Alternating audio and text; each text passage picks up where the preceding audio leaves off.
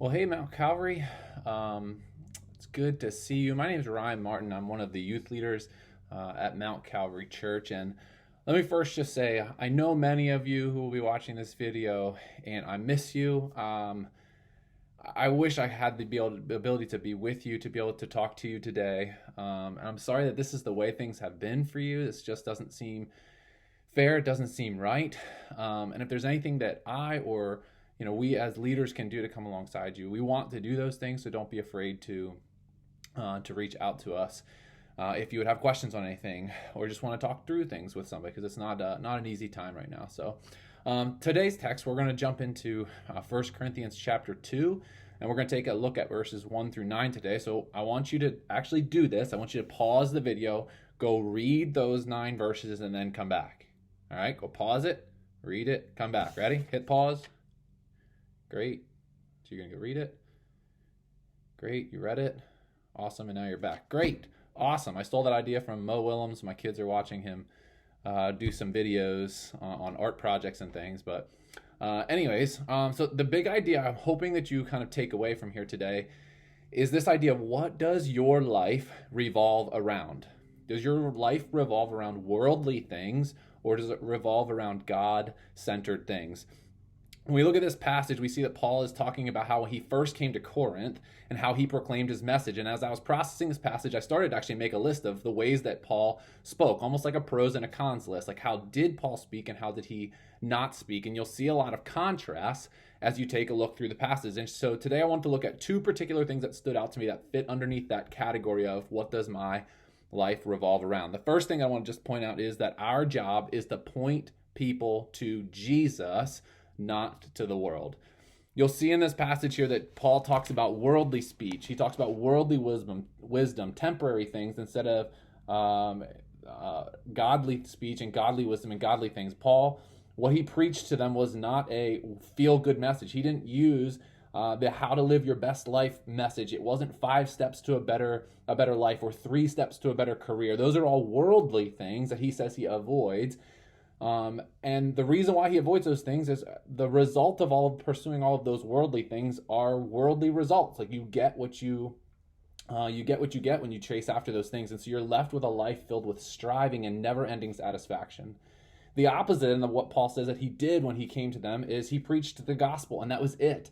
He preached that Jesus satisfies every longing of our hearts, so we can rest. We don't need 5 steps to a better life, because in Christ we have the best life. We don't need 3 secrets to a successful career, because Jesus is better than that. So when I speak to others and I encourage them, and I want you to think through this as well, how do you do with pointing people to Jesus? Whether it's your friends, whether it's loved ones, whether it's parents, coworkers, siblings, the cashier in the grocery store, how are you doing at pointing people to Jesus and not just pointing them towards worldly wisdom?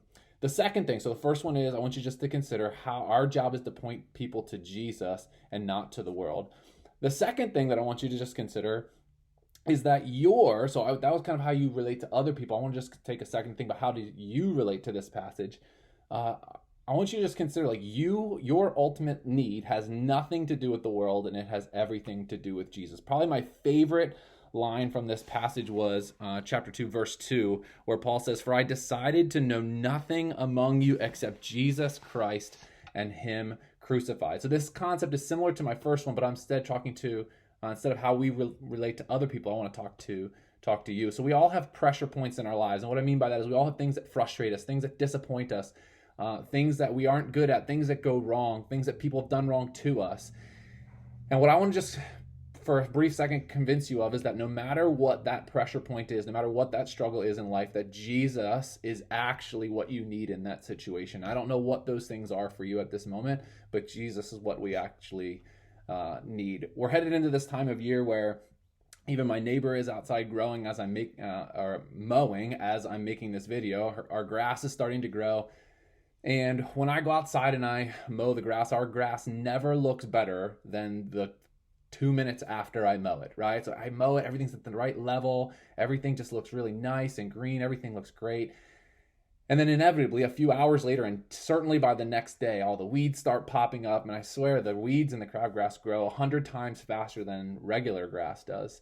And so the yard looks poor very quickly again. And too often, I'm convinced that we approach our Christian life just like my illustration. We have problems in our lives, those pressure points that where we struggle with a sin or whatever it is, we have weeds in our lives. And so often our solution is to just grab the lawnmower and just mow over the weeds with worldly wisdom. Like, if I could just fix this little thing, or if I could just fix this little thing, my life would be good. And for a time, it might look good. But if we want permanent and lasting change in us and in others, we need to pull the weeds from the roots. And how do we do that? Paul says that it comes from the power of God, as he said in verse 5.